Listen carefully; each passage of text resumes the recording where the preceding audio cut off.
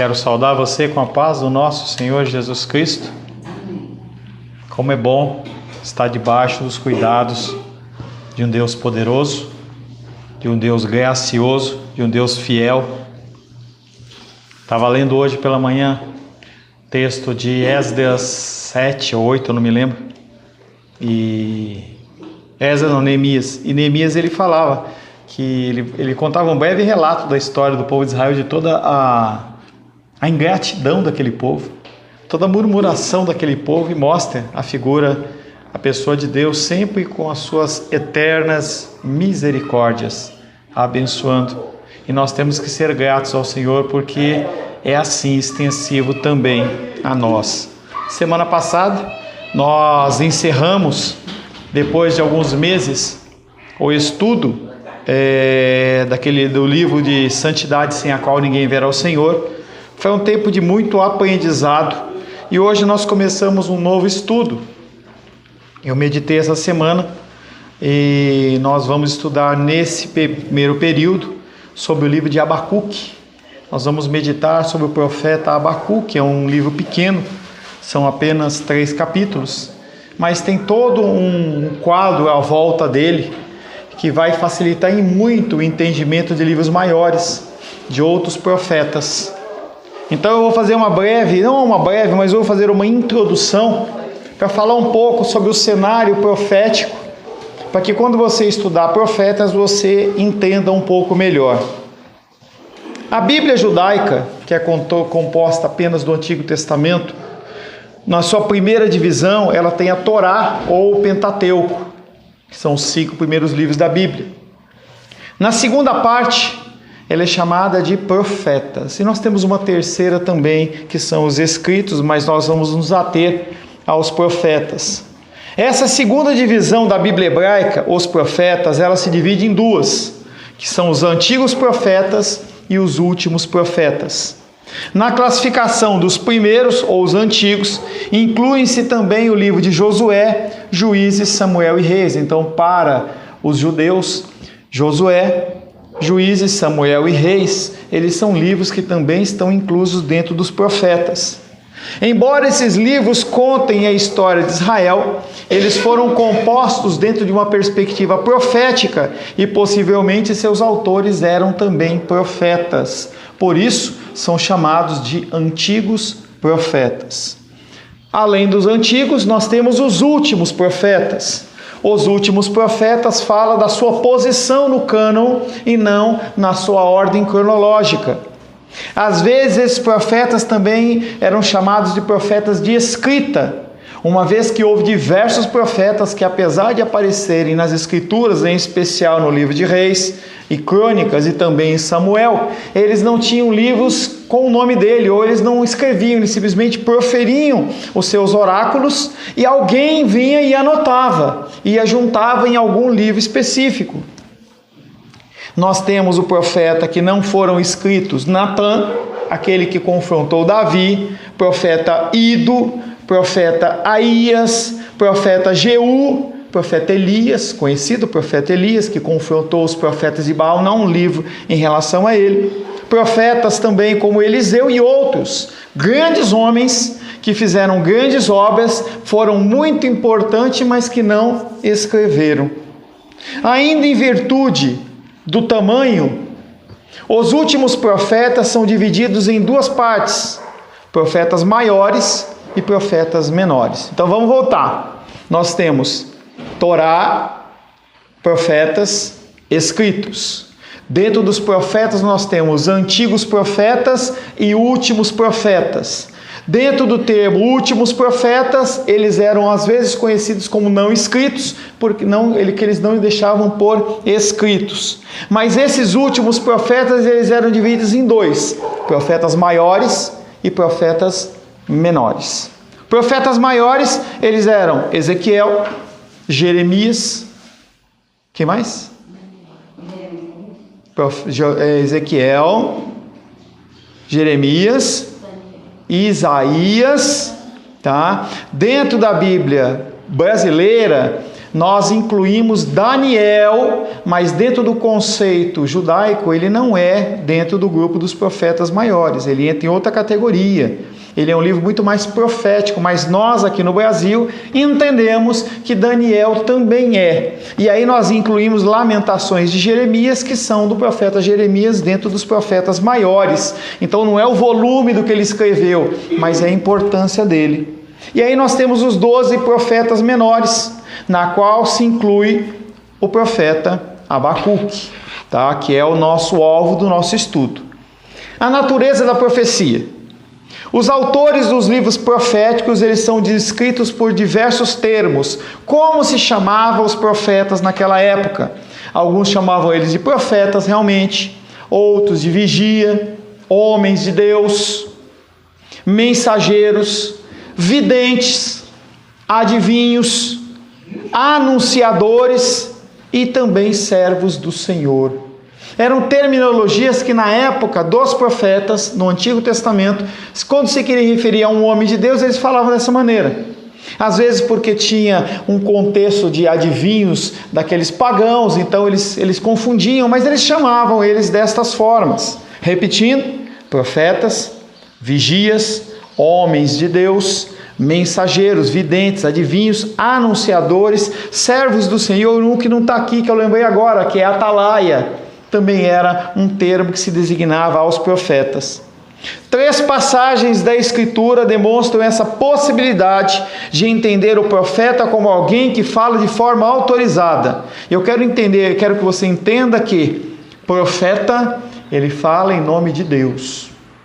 E profeta não existe para falar em nome dele mesmo, por mais que as pessoas nos dias de hoje façam isso, e fazem muito. Nós vamos falar com um pouco mais de profundidade, mas já dando para você um quadro geral. O contexto do profeta, ele é um profeta que ou ele é preditivo, que ele fala de futuro, ou é um profeta que fala no sentido predicativo, que fala de passado. Os profetas, na sua grande maioria, eles falavam em termos de passado. Por quê? Eles faziam referência às leis apresentadas em Gênesis, Êxodo, Levítico, Número e Deuteronômio, em especial Levítico e Deuteronômio, mostrando para o povo onde eles tinham que caminhar. E quando eles estavam fora, eles exortavam o povo para que houvesse correção dos seus caminhos. Por isso que eles falavam, assim diz o Senhor. Traduzindo, vocês já ouviram e vocês sabem que está escrito isto nas Escrituras. Por que vocês estão procedendo de uma maneira errada? Havia função preditiva, sim, porque eles estavam ainda com o cânon, que era o Antigo Testamento, aberto. Então Isaías ainda estava profetizando sobre a vida de Cristo. E outros profetas falando sobre possibilidades, sobre vindas, sobre coisas que iriam acontecer. Mas você não encontra dentro das Escrituras do Antigo Testamento nada que se refira a algo pessoal. Você não vê ninguém falando para o profeta: profeta, eu quero comprar um burrinho novo. Ora para Deus, ver se Deus ele vai me abençoar. E aí o profeta vai falar assim: você tem autorização para comprar o burrinho. O sentido das profecias eram sempre em torno de povo. No Novo Testamento, o profeta, no sentido de exortação, ele é transferido para uma função, que é a do pastor. Então, no sentido ortodoxo da Escritura, não há mais profetas. Porque os profetas, o ato de profetizar, que era o que eles faziam, ele passa para o cargo dos pastores. A gente pode ver bem essa condição quando o apóstolo Paulo ele começa a chamar as pessoas e dando, olha, o bispo é assim, o diácono é assim, o que quer assumir o magistrado é assim. Mas pastor, mesmo o apóstolo Paulo, ele fala, mas Deus deu uns apóstolos, profetas, evangelistas, pastores e mestres, mas era um contexto de Novo Testamento em que estava se findando aquilo. Os apóstolos, eles eram aqueles que fundavam a igreja e tinham características especiais. E se a gente não é o foco do nosso estudo, eu não vou me aprofundar, mas há especificações para ser um apóstolo. Uma delas é andar com Cristo. Quem fala isso são as Escrituras. Ter tido algum contato com o Senhor. E essas são normatizações que a própria Escritura dá. Pastor, e o evangelista? Quando Jesus Cristo ele vem e fala, ide, pregai o evangelho, nós nos transformamos em evangelistas. Pessoas que são comissionadas pelo próprio Deus para falar do amor dele aí fora. E aí nós entramos no termo profeta. O profeta, ele não profetiza mais em termos de futuro, porque já foi fechadas as Escrituras. Deus ele pode, de uma maneira especial, utilizar uma pessoa para falar com você. Claro que pode, ele é Deus e ele faz o que ele quiser, mas não é norma, não é regra, não é como acontece hoje.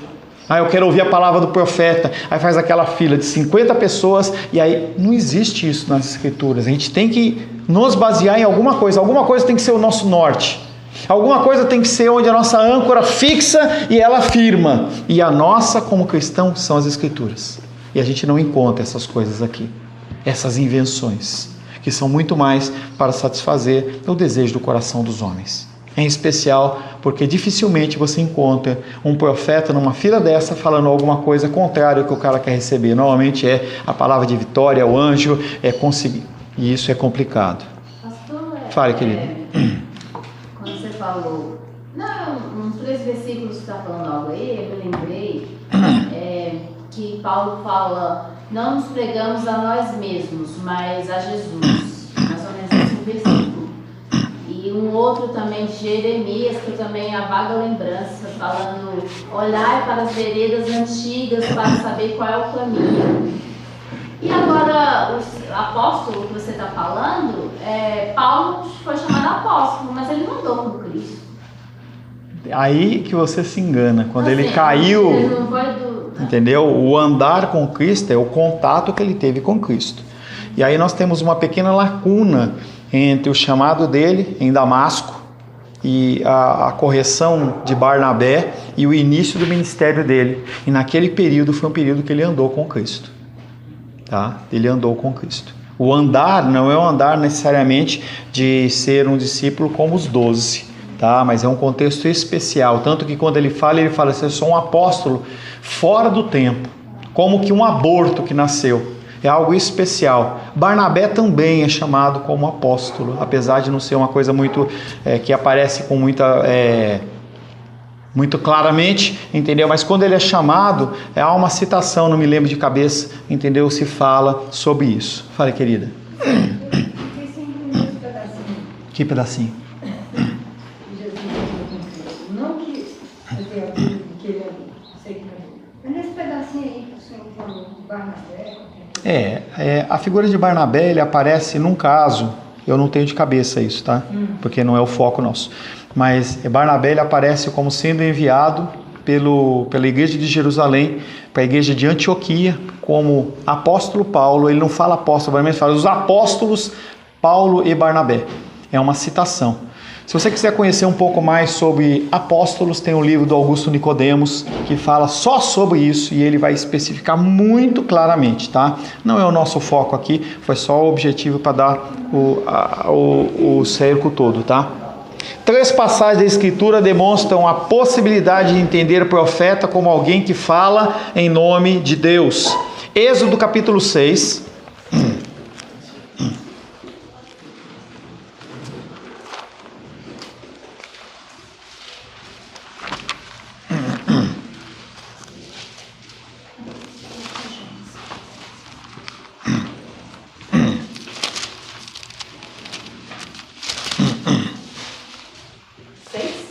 Êxodo capítulo 6, verso 28 até 7, 2.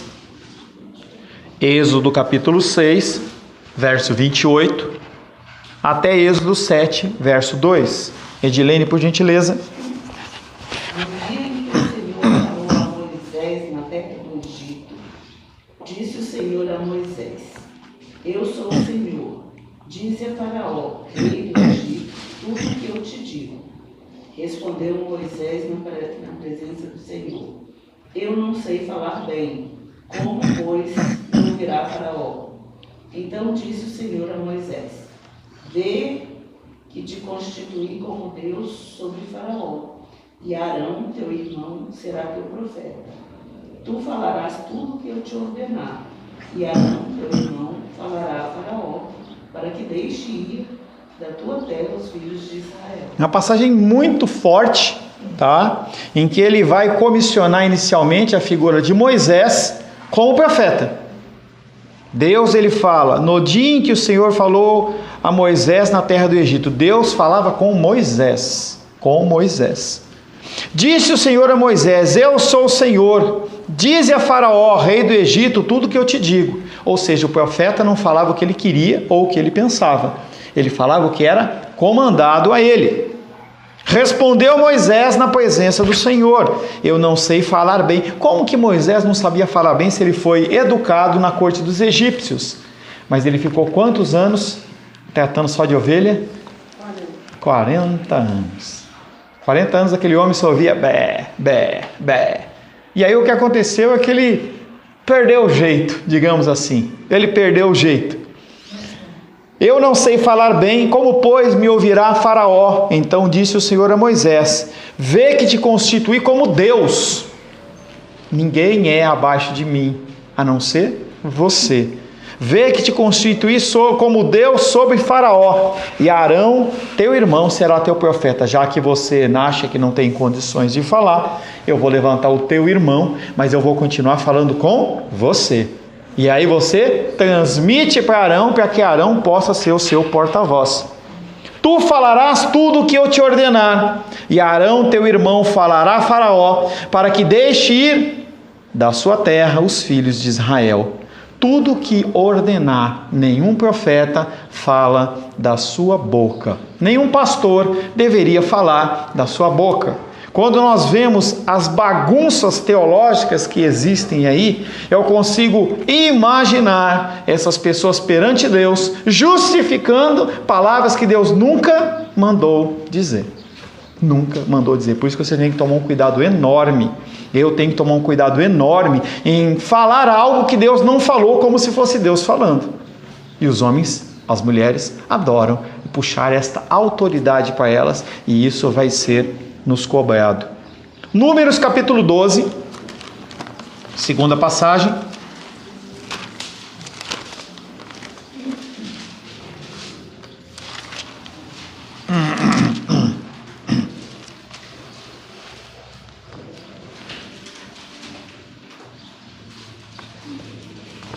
Números 12, Sebastião, versos de 1 a 8, por gentileza.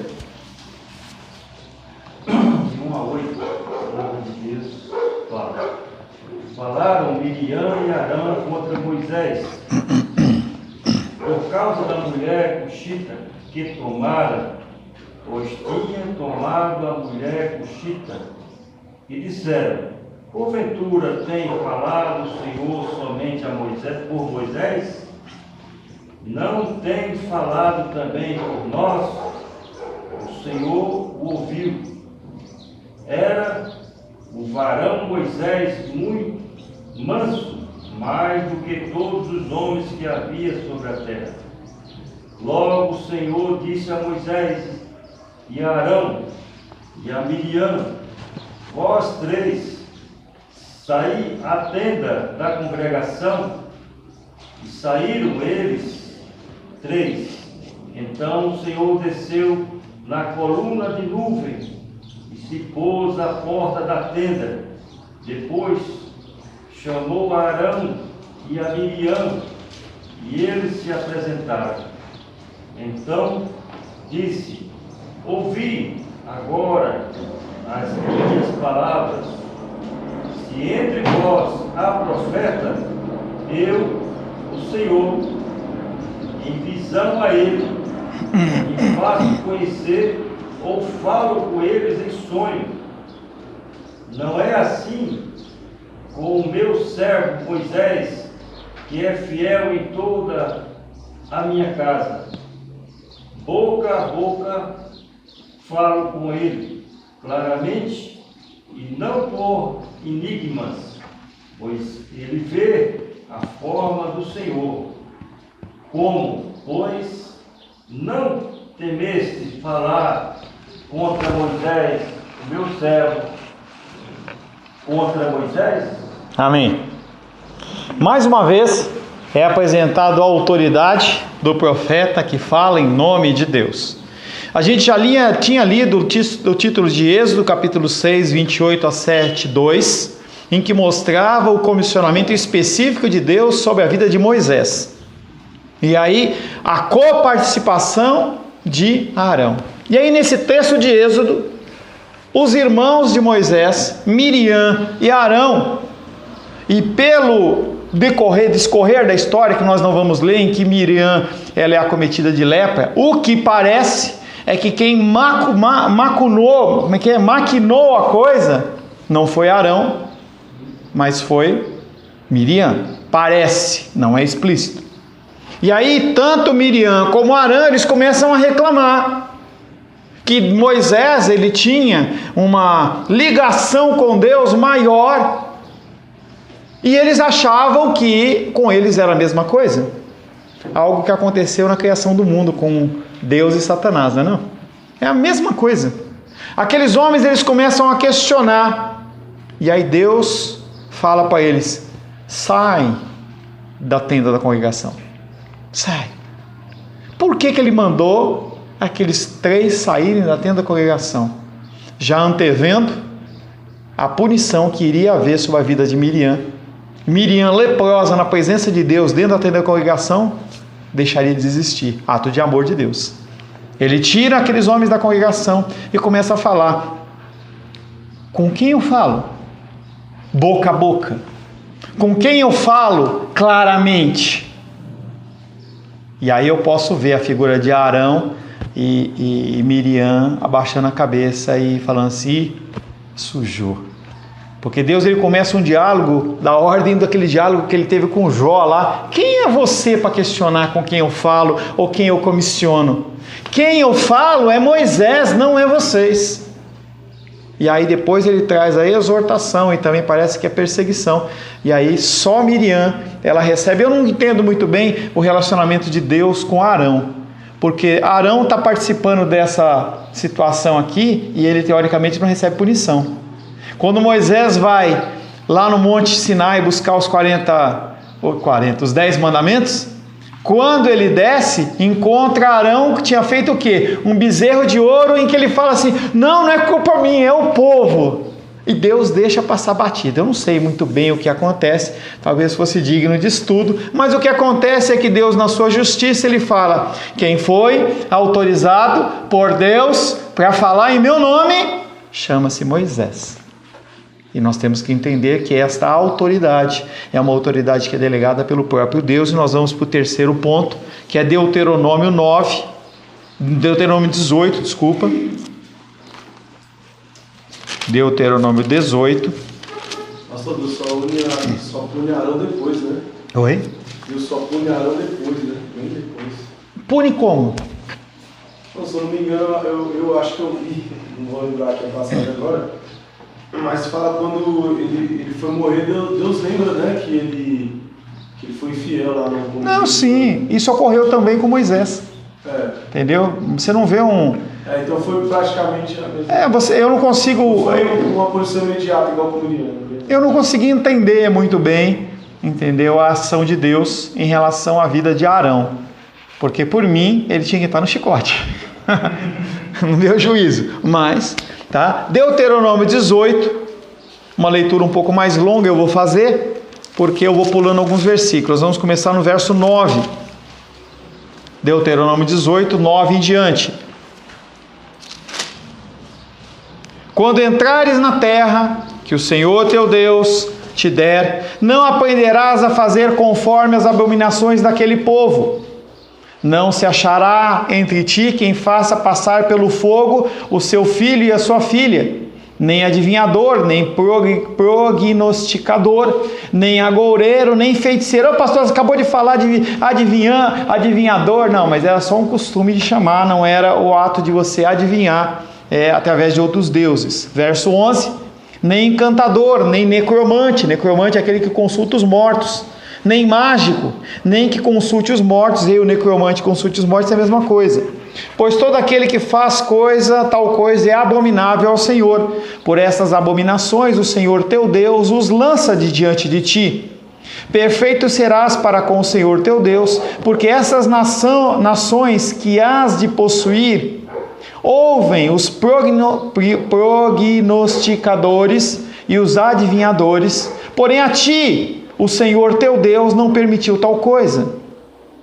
O Senhor teu Deus te suscitará um profeta no meio de ti. Quem está falando é Moisés, e ele está dando os últimos recados para o povo de Israel. O Senhor teu Deus te suscitará um profeta do meio de ti, de teus irmãos, semelhante a mim, a ele ouvirás. Moisés está falando de quem? No versículo 15. Está falando de quem? De quem Moisés, da boca de Deus, está falando do verso 15. Jesus. Ele está falando de Jesus. Se você lembrar, nós já meditamos na igreja, em João, no Evangelho de João, Jesus, ele faz uma citação a esse texto lá atrás. Olha, Moisés, ele já tinha falado de mim. Ele estava falando desse texto. Verso 16. Segundo tudo que pediste ao Senhor teu Deus em Horebe, quando reunido o povo, não ouvirei mais a voz do Senhor meu Deus, nem mais verei este grande fogo para que não morra. Então o Senhor me disse: falaram bem aquilo que disseram. Suscitar-lhe-eis um profeta no meio dos teus irmãos, semelhante a ti, e cuja boca porei as minhas palavras, e ele lhes falará tudo que eu lhe ordenar. No verso 15 ele fala em terceira pessoa, no verso 18 ele fala em primeira pessoa, é o próprio Deus falando. De todo aquele que não ouvir as minhas palavras, que eu falar em meu nome, disso lhe pedirei contas. Porém o profeta que presumir de falar alguma palavra em meu nome que eu não lhe mandei falar, ou que falar em nome de outros deuses, esse profeta será morto. Se disseres no teu coração: como conhecerei a palavra que o Senhor não falou? Sabe que quando esse profeta falar em nome do Senhor, e a palavra dele se não cumprir, nem suceder como profetizou, esta é a palavra que o Senhor não disse. Com soberba falou tal profeta, não tenhas temor dele. Moisés, ele inaugurou, segundo os ditames da lei, dada por Deus, o ofício profético. Agora anuncia a sua continuação. O profeta é aquele que anuncia a mensagem de Deus, que Deus revelou a ele.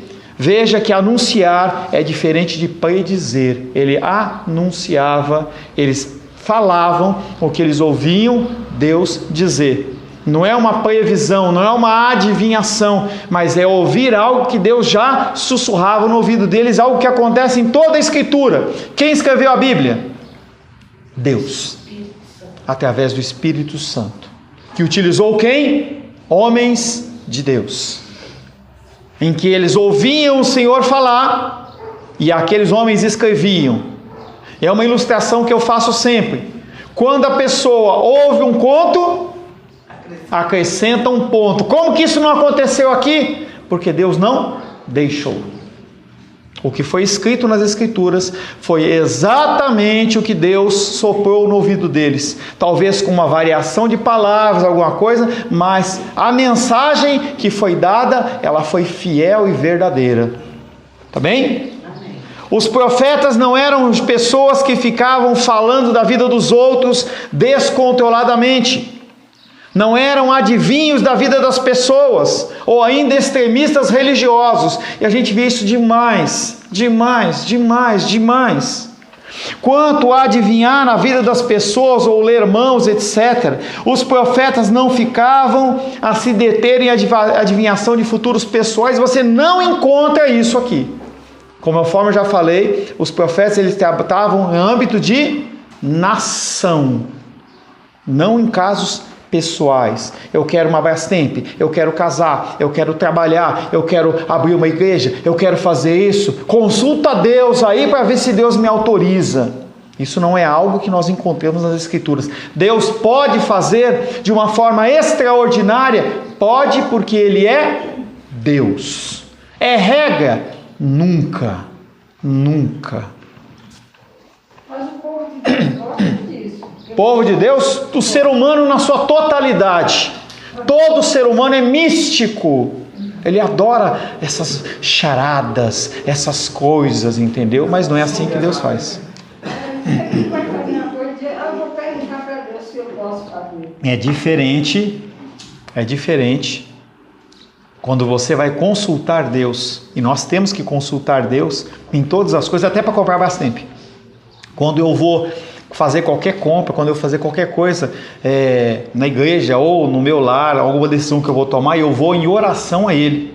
Mas eu não vou atrás de pessoas para consultar em Deus, porque já há um caminho. Jesus Cristo falou: eu sou o caminho, a verdade e a vida. Ninguém vai ao Pai senão por mim. Não há necessidade de você ouvir uma opinião minha, se o próprio Deus fala com você. Posso consultar pastor? Posso consultar uma pessoa? Pode, mas não pode ser regra. Tem pessoas que vivem nessa regra. Eu só me movo se o profeta tal fala vai. Eu só me movo se o profeta fala fica. Eu não faço nada. Pessoas dependentes. E aí entra na questão do que? Adivinhadores. Pessoas vêm a mim e falam: pastor, eu estou com um projeto, entendeu? O senhor me ajuda em oração? Ajudo. Mas a decisão quem tem que ser tomada é por você. Não é porque eu falei. Não se baseie no que eu falei. Enquanto você não tiver uma certeza de Deus, a minha palavra vai ser só uma confirmação, mas não a definidora dos seus caminhos. Cuidado com isso. Deus revelava seus planos aos profetas e estes revelavam ao povo para os motivar à santidade e à piedade. E por que Deus fazia isso? Porque Ele não falava direto com o povo. Ele falava com intermediários. O que Jesus Cristo fez quando Ele morreu na cruz do Calvário? Ele rasgou o quê? O véu. Qualquer pessoa podia entrar na presença de Deus?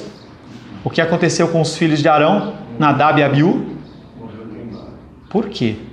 Eles entraram numa posição que não era deles. Eles estavam fazendo algo que Deus não pediu. Princípio regulador do curso, do culto. Uma das coisas. Eu estava procurando essa frase para falar com uma pessoa essa semana, não lembrava. Princípio regulador do culto. Ofereça a Deus o que Ele pediu para que você ofereça. Nada mais que isso. Ontem fui comprar uma pizza. O cara podia ter me dado 10 pizzas de sabores diferentes. Mas se ele não te desse dado a que eu comprei, para mim não ia servir. Por que a gente acha que Deus ele tem que receber o que a gente quer oferecer e não o que Ele está comissionando? Cuidado. Os profetas possuíam diferenças e semelhanças. O que os unia era que os seus corações eram totalmente devotados ao Senhor. Aqueles profetas, eles tinham uma coisa em comum: corações dedicados a fazer o que Deus estava mandando, independente do que acontecesse. Nós não vamos estudar Jeremias, mas é bonito quando fala assim: Jeremias foi jogado no poço. Que poço era esse? Esse poço não era poço, esse poço era uma fossa. Uma fossa onde fica fezes, urina e toda a sorte de dejetos, em que vira e mexe, que não tinha fossa negra naquela época. A fossa negra deles era essa. A pessoa vinha com um balde que se recolhia e jogava no poço. Jeremias ficou lá. Mas aquele homem não negava, mas aquilo era uma coisa sobrenatural. O coração dele era totalmente voltado para as coisas do Senhor. Você vai ver a pessoa de Abacuque também, passando uma série de dificuldades de uma ordem totalmente diferente de Jeremias, mas que perdurava e continuava porque tinha o coração gravado, forjado pelo Senhor. Pastor, tem um texto há um tempo que eu tenho visto, assim, que eu acho muito bonito, assim, que é o primeiro capítulo de 2 Pedro.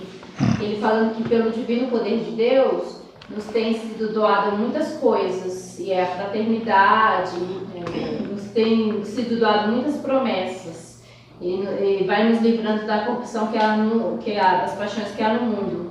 E diante disso, toda a vossa diligência, associando a isso essas promessas que têm sido concedidas através desse poder divino, a diligência, a fé, a virtude, o conhecimento, o domínio próprio, a perseverança, a piedade, a fraternidade, o amor. E existindo em vós vai aumentando, e não seremos nem inativos nem infrutuosos. Tudo É vem, muito bonito. tudo vem de Deus. Esses homens fizeram o que fizeram porque Deus os capacitou para. E você tem que fazer o que você tem que fazer porque Ele também te capacita, me capacita. O que acontece é que nós deixamos os nossos dons enterrados, deixamos de lado. E o que acontece é que nós vamos ser cobrados por isso. Nós temos capacitações que nós não usamos. Nós temos oportunidades de Deus que nós não utilizamos. Nós vamos ser cobrados por isso. Eu, em primeiro lugar, que vocês. O que os unia era que os seus corações eram totalmente devotados a Deus, possuíam uma forte convicção de terem sido chamados, de serem mensageiros de Deus e de proclamarem suas verdades. Essa convicção de ser chamado por Deus é algo que, se a pessoa não tem no ministério, ela não continua a caminhar. Certos momentos da minha caminhada cristã, eu me questionava, mas o chamado de Deus ele é mais forte. Quando eu fui saído da ICPG, a minha esposa ela me perguntou de noite, falou assim: e agora, o que nós fazemos? Porque o que me foi falado acabou aqui, não tem mais nada para você aqui. 6 meses de manutenção financeira, e se você quiser, coloca a sua bagagem dentro do caminhão e te manda embora. E aí minha esposa falou: o que fazer agora? E aí eu tinha certeza do meu chamado, eu respondi para ela: isso é algo que é gravado no meu coração. E eu falei para ela assim: o mesmo Deus que me confirmou lá atrás a nossa vinda é o mesmo Deus que manda a gente ficar aqui. E aí o Senhor testifica através da filha dos reis, a Ione, e aí nós começamos todo um ciclo, porque essa certeza ela não procede de homens, mas procede de Deus. Proclamarem suas verdades, uma forte convicção de estarem revelando o futuro e de estarem utilizando uma variedade de métodos orais e literários para comunicarem a mensagem do Senhor. Tá? Nós vamos ter um pequeno intervalo agora, e aí depois do intervalo nós vamos retomar novamente com o Abacuque, para nós continuarmos a dar uma avançada. Amém?